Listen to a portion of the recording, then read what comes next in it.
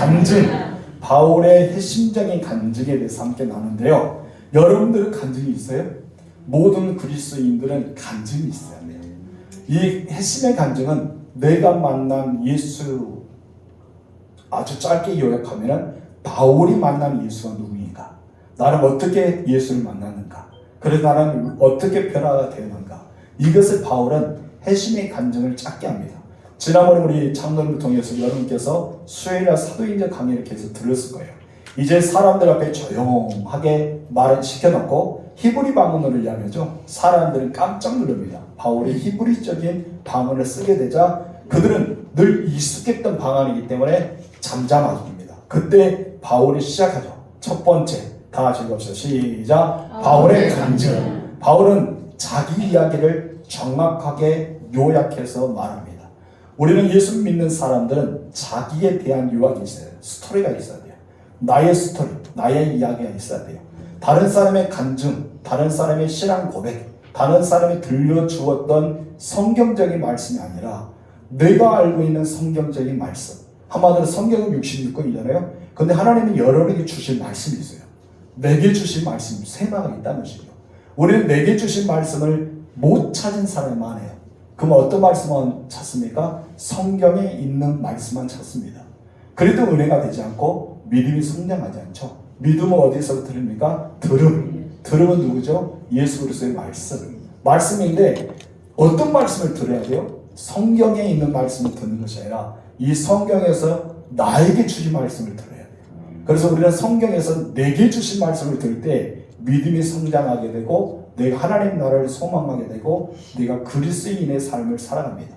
근데 왜 예수 믿는 사람이 변화되지 않을까요? 성경에 있는 말씀만 보기 때문에. 하나님의 말씀은 내게 주신 말씀이 있어야 돼요. 그 간증도요. 다른 사람의 간증. 우리가 다니엘 21기도를 통해서 간증자가 나와서 이야기하잖아요. 그 사람의 간증을 통해 은혜를 받을 수 있어요. 마음이 뜨거울 수 있어요. 그러나 그것은 잠시일 뿐입니다.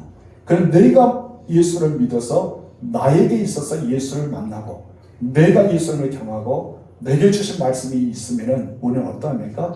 우리는 나에 대한 이야기가 있어요. 한마디로 은혜의 기념비가 있다는 것이죠. 여러분들은 바울의 간증이지만 각자의 간증이 있기를 주님으로 축복합니다. 간증이 없으면 어떻게 돼요? 하나님 내게도 간증을 주세요. 이것이 나의 간증이라. 우리는 그 찬송의 가사처럼 나의 간증이 있어야 할 줄 믿습니다. 바울은 자기 이야기를 정확하게 요약해서 합니다. 어떻게 자기 이야기를 그토록 요약을 잘할 수가 있었을까요? 단 하나의 이유입니다.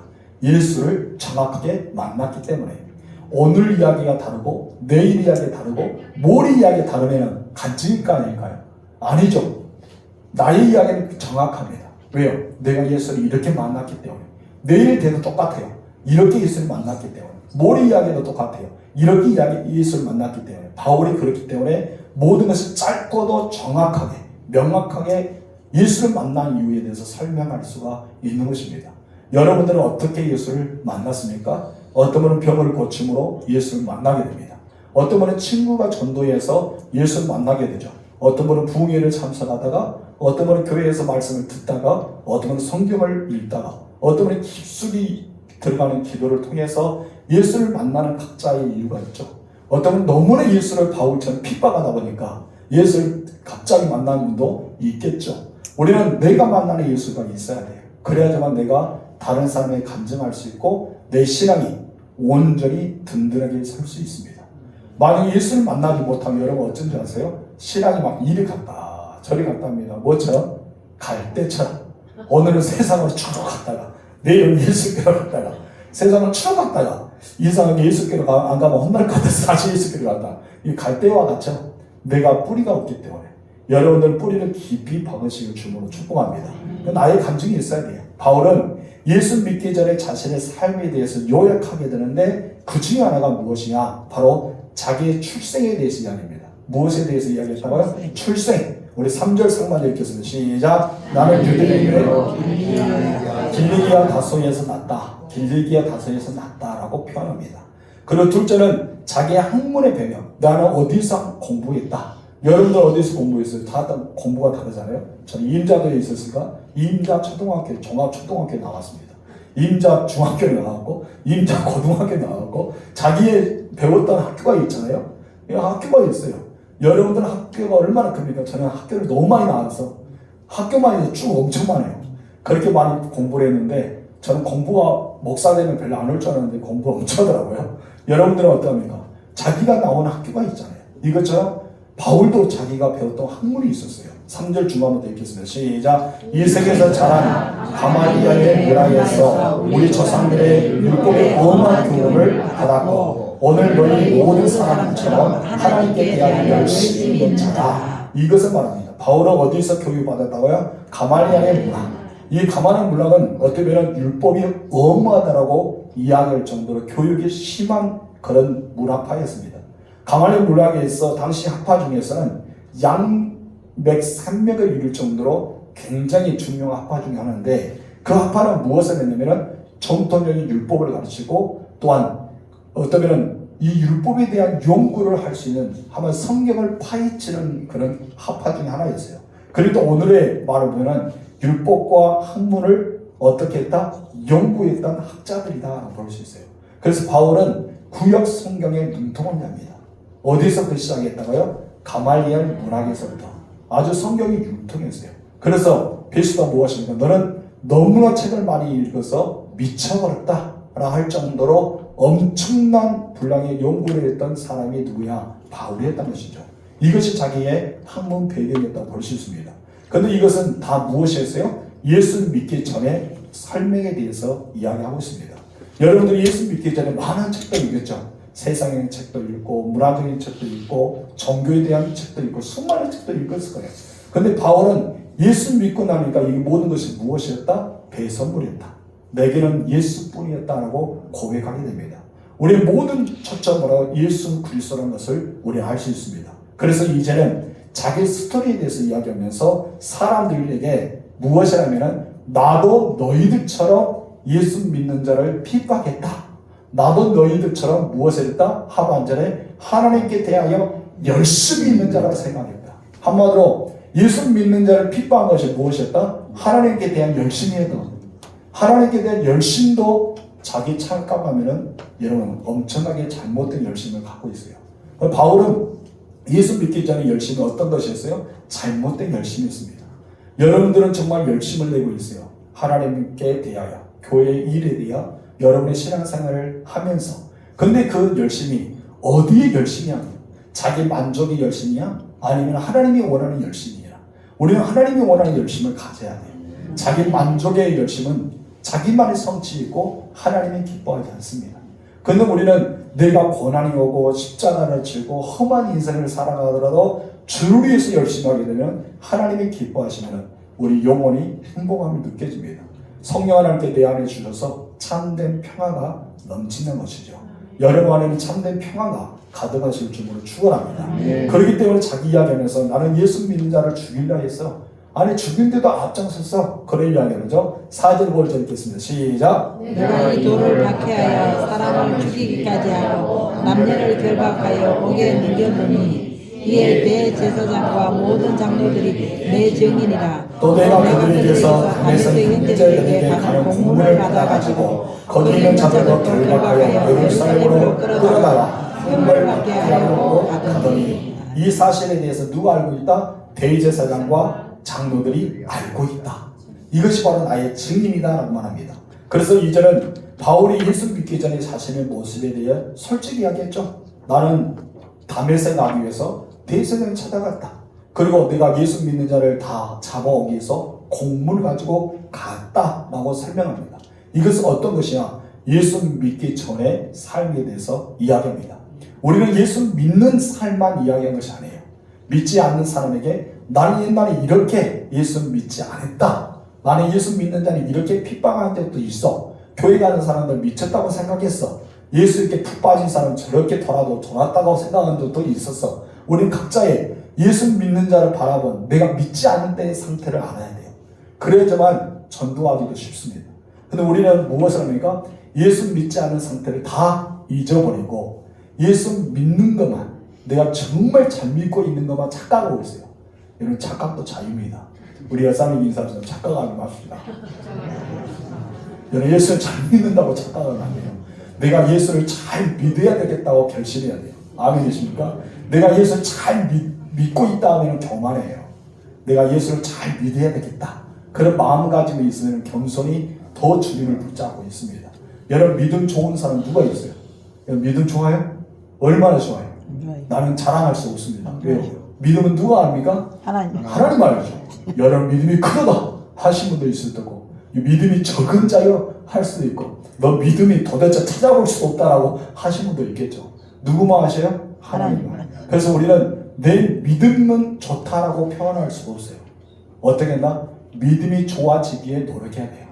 믿음이 좋아지기를 소망해야 돼요. 믿음이 좋아지기에 자라나야 되죠. 그래서 우리는 그런 마음을 가져야 될 줄 믿습니다. 그래서 여러분은 믿음의 생활을 날마다 꾸준하게 상승해서 올라가시고 갑자기 올라가다 떨어지면 어떡합니까? 낮은 데 떨어지면 덜 낮아요. 그래서 새신자들이 떨어지면 어떡합니까? 상처가 별로 없어요. 높이 올라가다 떨어지면 엄청나게 아픕니다. 1층에 떨어진 것과 5층에 떨어진 것과 15층에 떨어지면 어떡합니까? 박살 납니다. 그래서 우리는 어떻습니까? 15층 쭉 올라가서 툭 떨어지면 어때요? 그때부터 나 예수가 누군지 모르겠다. 나 교회가 어딘지 모르겠다. 그때부터 시작합니다. 왜 그럴까요? 믿음이 쭉 올라가서 툭 떨어지면 그래요. 이 떨어지기 전에 우리는 뭘 알아야 돼요? 과거. 내가 예수를 믿지 않았던 상태를 알고 내가 어떻게 해서 예수를 믿어서 구원받았는지 그 십자가의 은혜, 성령의 감화 감동 내가 예수를 만났을 때 눈물 콧물 짜면서 주님 나를 살려달라고 나 생명 주님을 위해서 쓰임받게 해달라고 그렇게 애원했던 것을 생각나야 해요. 그래 떨어져도 어떻습니까? 다시 일어날 수 있어요. 그런데 여러분 그 생각이 없으면 어떻습니까? 그냥 섭섭하고 그냥 서운하고 그냥 시험만 받고 그냥 상처만 받다만 생각하니까 이런 일이 일어설 수 있는 힘이 없는 것입니다. 바울은요 일어설 수 있었어요. 왜요? 옛날에 이 신앙의 고백이 있었기 때문에 우리도 이런 신앙의 고백이 있어야 될 줄 믿습니다. 이러한 바울이 어떻게 예수를 만나게 됐을까요? 궁금하죠? 눈빛을 보니까 다 알아요. 그러면 그래 여러분들의 수준을 다 알겠죠. 어떻게 예수님을 만나는지 다 아는 눈빛으로 목사님 빨리 진도 나갑시다. 그래 나갑시다. 자 6절에서 8절 읽겠습니다. 시작. 가던 중에 가까이 갔을 때 여기서 말합니다. 어디에 가까이 갔다? 다메섹. 왜 다메섹에 갔어요? 예수 믿는 자를 잡아서 어디로 가지고 가게? 예루살렘을 끌고 오기 위해 갔어요. 그런데 가까이 갔을 때가 언제였습니까? 정오죠. 정오는 무엇이에요? 햇빛이 강하게 비춰지는. 정말이 어쩌면 하루 중에서 정오가 가장 햇빛이 중앙에서 가장 뜨겁게 비춰지는 그 햇빛이겠죠. 그것이 되어서 호련히 하늘로부터 큰 빛이 나를 둘러 비추었단 것이죠. 그러면은 햇빛보다 더 강한 빛이 바울을 비췄단 것이죠. 그 빛을 볼 때 여러분 감히 일어설 수가 없었어요. 바울의 빛이 자기 임할 때 자기도 모르게 무릎을 꿇을 수밖에 없었죠. 여러분 빛이 내게 임하면 우리는 죄인임을 알게 됩니다. 왜 그럴까요? 어둠이 드러나기 때문에 나의 죄성이 드러나기 때문에 우리는 그것을 알아요. 그렇기 때문에 어둠일 때는 아무도 안 보이잖아요. 앞에 뭐가 놓여 있는지 꼬랑이 어디 있는지 더러운 것이 무엇인지 여러분 밤에 지나가다가 똥을 밟아도 우리는 밟은지도 몰라요. 왜요? 모르기 때문에. 근데 이런 밝은 빛 안 보면 내 신발을 보면 어떻습니까? 진흙도 있고 똥도 묻어있고 뭐도 있고 다 엄하잖아요. 왜 그럴까요? 밝은 빛에 내가 서 있기 때문에 우리는 주님의 빛 안에 들어가야 돼요. 그때 이 빛이 비춰질 때 자기 어둠이 드러나기 시작합니다. 그때 바울은 어떻게 했습니까? 땅에 엎드릴 수밖에 없었죠.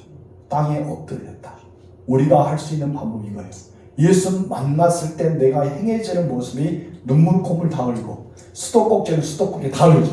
침을 정절 흘리고 저도 옛날에 제가 제 모습 보니까 참 더럽더라고요. 그렇게 돼요. 콧물 나오죠. 입은 이 침이 다 나오죠. 눈물 나죠. 특히 아가씨들이 은혜 받아보면 난리 납니다. 무슨 말인지 알죠? 이쁘게 화장도 하고 눈도 쫙 칠하고 속눈썹까지 딱 하고 따위하고 가면 눈물을 어때요? 범벅이 되죠. 범벅에서 시커먼 것이 나오기 시작하고 여러분 은혜 받으면 다 알아요. 혹시 여러분 오늘 은혜 받으면 여러분의 얼굴은 완전히 하나님 보시기 때문에 이쁘지만 사람 보기에는 추한 얼굴로 변하는 거죠. 왜요? 내가 다 드러나고 하나님 앞에 서 있기 때문에. 그래서 내게 땅에 엎드려서 소리가 있었댔죠. 그 소리가 무엇이었습니까? 읽어봅시다. 시작. 사오라 사오라 내가 왜 나를 박해하느냐 하시거늘 내가 대답하되 주님 누구시옵니까 하니 이르시되 나는 내가 박해하는 나사렛 예수. 아멘. 여러분, 바울의 신앙의 고백은 예수를 만났습니다.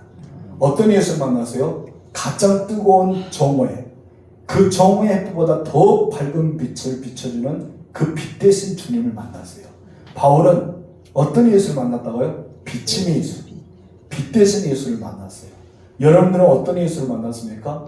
여러분, 질병 중에 찾아와서 여호와 라파처럼 거쳐주시는 하나님, 내가 시험 들고 어렵고 정말 큰 위기 상황이 있을 때 나를 승리로 이끌어 주시는 여호와 리스의 하나님, 내가 삶이 힘들고 어려울 때 내가 정말 버거울 때 하나님 앞에 주님 도와주세요 했더니 여호와 이르처럼 준비해 주신 하나님, 하나님께서 각자의 자기의 만난 것이 있어요.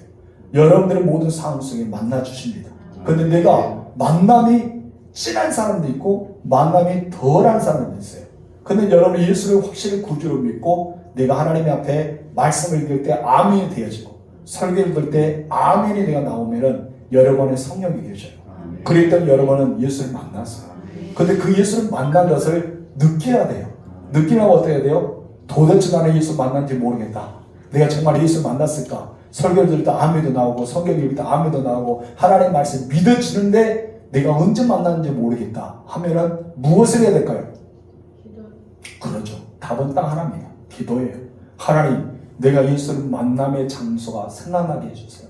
다메섹 여러분, 베드로와 요한과 야고보가 변화산에서 예수님과 함께 갔죠. 그리고 예수님 변화되는 모습을 보았어요.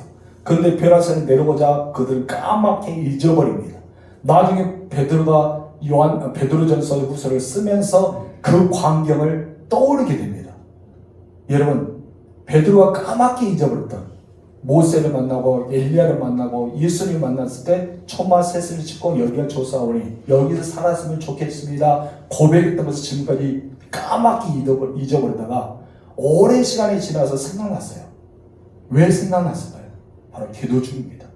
우리는 기도 가운데 하나님의 말씀이 떠올라야 됩니다. 여러분, 기도 가운데 하나님의 음성이 들려져야 됩니다. 그래서 우리는 말씀과 기도에 푹 빠져야 될 줄 믿습니다. 여러분, 놀랍게도 자기가 핍박하러 가던 사람들, 그들이 믿었던 예수의 음성이 들려집니다. 그런데 어떻게 그렇게 잘하였을까요? 자기 이름이 또박또박하게 사오라 사오라고 불러집니다. 사오라고 불러주는 음성이 듣게 되는 거죠. 얼마나 바울이 놀랐을까요? 자기 이름을 불러주니 감격스럽지만은 벌벌 떨었을 겁니다. 왜요? 네가 나를 핍박했기 때문에, 박해했기 때문에. 이 음성을 들을 때 여러분 무엇을 할 수 있습니까? 바울은 생각할 틈 사이도 없었어요. 바로 물어보죠. 주님 누구십니까?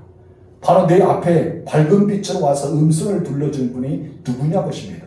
바로 그분이 살아계시기 때문에 정확한 음성으로 들려줄 수가 있는 것입니다. 주님은 누구십니까? 여러분, 정말 여러분들도 이 질문을 던져야 돼요. 주님은 누구십니까? 나를 만나준 예수, 그분이 누구냐 이거예요. 정말 저를 위해 십자가에 돌아가셔서 못 박아 피 흘려 죽으신 분이 바로 주님이십니까? 부활하신 분이 주님이십니까? 우리 정확하게 질문을 던져야 됩니다. 그래야지만 그 뒤에 답이 나와요. 나는 내가 핍박하는 나사렛 예수다. 바로 그 음성이 들잖아요. 우리는 주님이 누구냐는 것을 물어야 됩니다. 나는 내가 무시를 당하였던, 그래 내가 무관심했던, 믿지 않았던 예수가 나에게 찾아오십니다. 여러분, 그 예수를 내가 만나야 되고 내가 증거하는 자가 되어야 할 줄 믿습니다. 그래야지만 사람들의 마음을 감동이 있을 수 있어요. 아무리 좋은 이야기, 좋은 설명, 예수님에 대해서 이야기하고 성경에 대해서 이야기하고 목사님이 정말 멋있어, 목사님이 잘생겼어, 우리 교회 와봐 엄청 좋아, 우리 찬양도 완전 기가 막혀, 그렇게 해봤지만 감동이 안 돼요. 무엇을 해야 됩니까? 나는 예수를 이렇게 만났어.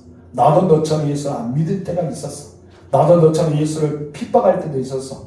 예수 믿는 자가 생각나지 않아서 왜 교회 간지도 몰랐어. 근데 내가 만나보니까, 내가 믿어보니까, 내가 신앙생활 해보니까 차원이 달라. 내가 증인이야. 우리 그런 이야기를 해줄 수가 있어야 될 줄 믿습니다. 그래서 도대체 예수님은 여러분에게 무슨 의미가 있는가? 우리 그것을 알아야 돼요. 내 삶에 무슨 이유가 있는지, 그 삶도 알아야, 그것도 알아야 됩니다. 정말 여러분들은 예수님이 구주로 믿고 있습니까? 확신도 있어야 됩니다. 바로 바울은 그 예수를 만났습니다. 자, 두 번째 나가서 읽겠습니다. 시작. 부르심의 두 가지. 부르심의 두 가지 있어요. 9절 읽겠습니다. 같이 시작. 나와 함께 있는 사람들이 빛을 보면서도 나에게 말씀하시는 이 소리는 듣지 못하더라. 바울과 함께 다메섹에 간 사람들이 있었어요. 근데 그들은 빛을 보았습니다. 그러나 바울이 들었던 소리를 하나도 듣지 못했습니다. 무엇만 봤어요? 빛만 보았을 뿐입니다.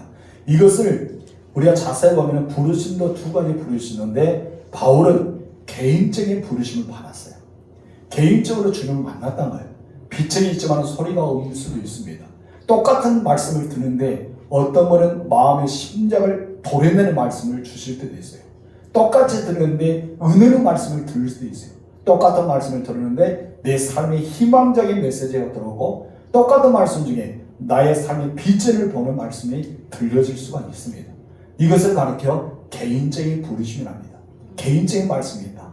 여러분 단체적인, 그래서 부르심에는 두 가지 부르심이 있는데 첫 번째는 공동체의 부르심이 있어요.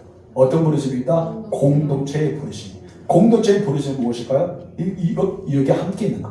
던전교회 안에서 공동체의 부르심을 받아서 교회가 되는 이 부르심이 공동체의 부르심입니다.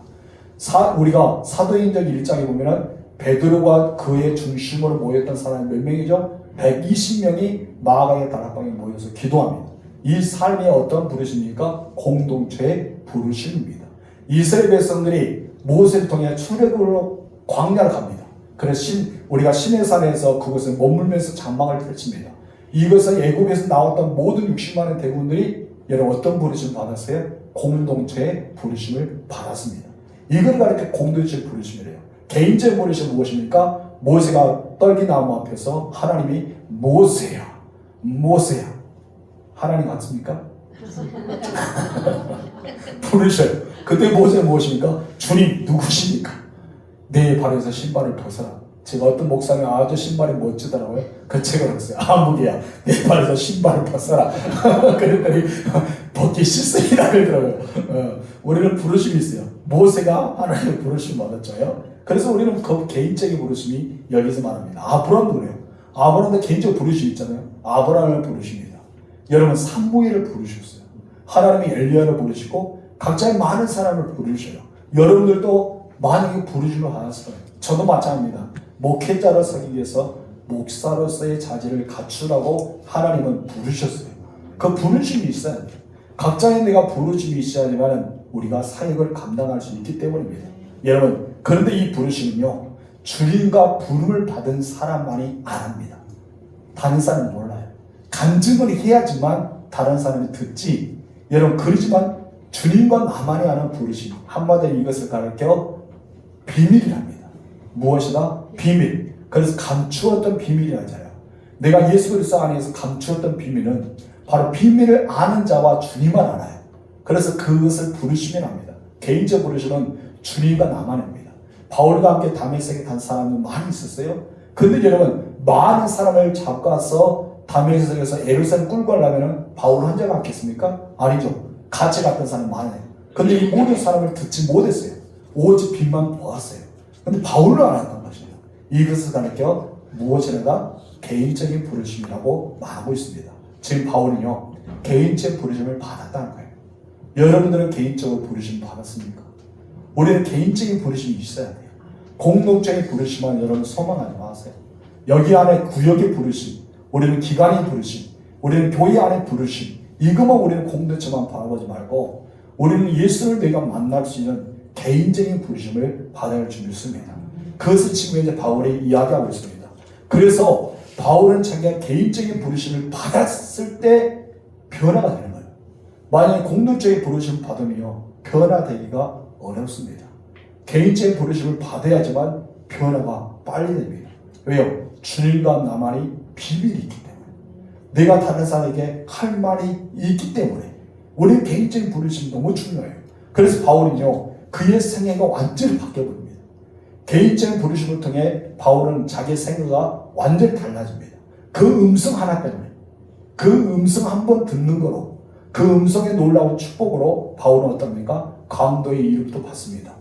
여러분 강의 이웃과 산의 이웃과 도시 속에서 시장 안에서 여러분 40에 하나 감암매를 5번에 맞았습니다. 여러분 굶주림도 있었고 옥에도 갇혔고 여러분 어떤 마음의 사회 선고까지 받았던 사람이 바울입니다. 산 소망이 이미 끊어진 것도 있었어요. 그렇지만 바울은 흔들리지 않았습니다. 왜 흔들리지 않았을까요? 개인적인 부르심을 받았기 때문에. 여러분 우리 선교사님도 있지만은 파키스탄 가기 전에 부르심이 있었어요. 개인적인 부르심이 있기 때문에 선교를 나갑니다. 이 개인적인 부르심이 없으면은 선교사의 사명을 감당하지 못하거든요. 우리가 여기서도 국내에서도 신앙생활이 어려워요, 쉬워요? 어렵잖아요. 국내 안에서도 똑같은 한국 사람 만나도 이렇게 어렵게 신앙생활하는데 여러분 다른 나라, 다른 문화, 다른 언어, 다른 모든 습관 여기와 부딪히고 싸운다는 얼마나 힘들겠습니까? 그래서 우리는 그분들 선교사를 바라볼 때 이 개인적 부르심이 확실하게 있어야지만 그것을 승리할 수 있습니다. 이건 사실상 우리가 제가 지방회장이 돼 보니까 선교사로 나갔다가 포기하고 돌아온 선교사 많아요. 마음이 뜨거움이 있었어요. 열정도 있었어요. 비전도 있었어요. 그러나 갔습니다. 가서 보니까 어떻습니까? 만만치 않거든요. 돌아옵니다. 왜 돌아온지 아세요? 개인적인 부르심이 없었기 때문에. 하나님의 음성을 듣지 못하고 뜨거움 안에서 그냥 집회 안에 은혜 받아서 나 가겠습니다. 우리가 청년 집회 오면서 목회자가 될 사람 손들시오. 선교사 나갈 사람 손들시오 하면 나도 너도 모르게 다 손들잖아. 그래서 자기는 어떠면 나 이제 선교사 될 거야 하면서 준비합니다. 준비해서 나가보니까 어떠면 아니거든요. 그래서 돌아온 사람 많아요. 근데 우리 선교사는 어떻습니까? 그래서 몇십 년 동안 있다는 것은 개인적인 부르심, 그러니까 뜨거움이 있었기 때문에 간증이 있고 그 뜨거움이 있었기 때문에 하나님의 역사가 있고 뜨거움이 있었기 때문에 하나님의 놀라운 은혜를 체험할 수 있는 거예요. 바울이 그랬잖아요. 그래서 여러분들 제가 원하는 것은 개인적인 부르심이 있었으면 좋겠어요. 여러분이 정말 주님과 나만이 대화할 수 있는 개인적 부르심. 여러분이 묻고 싶습니다. 여러분들은 개인적인 부르심을 받으셨습니까? 저는 받았습니다. 여러분도 받아야 됩니다. 내가 개인적인 부르심을 받아야지만 나의 스토리가 있는 거예요. 내 이야기가 있는 거예요. 나의 신앙의 간증이 있는 거예요. 그러나 내가 부르심을 받지 못하며 그냥 성경이 있는 말씀은 가지고 살아갑니다. 설교의 말씀은 듣고 살아갑니다. 내게 주신 말씀을 듣지 못하고 성경이 나에게 주신 말씀을 발견하지 못하고 내 마음속에서 음성을 들려주시는 하나님의 메시지를 우리는 듣지 못한 채 살아간다는 것이죠. 저는 여러분들이 에바다가 되었으면 좋겠습니다. 눈이 열리고 입이 열리고 마음이 열려서 내게 주신 말씀에 대해서 하나님께서 바울처럼 개인적인 부르심으로 살아갔으면 좋겠습니다. 다음 주는 바울의 변화의 부르심에 대해서 함께 나누도록 하겠습니다. 기도할까요? 하나님 감사합니다. 바울은 간증이 있었습니다.